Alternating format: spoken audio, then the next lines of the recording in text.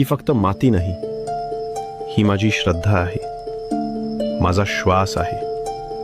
दरवर्षी जेव्हा मी बाप्पा घडवायला बसतो ना, तेव्हा असं वाटतं जणू माझ्या हातात माती नाही तर आईचं लेकरू आहे. कधी कधी विचार येतो, मी बाप्पा घडवतो की बाप्पा मला घडवतो.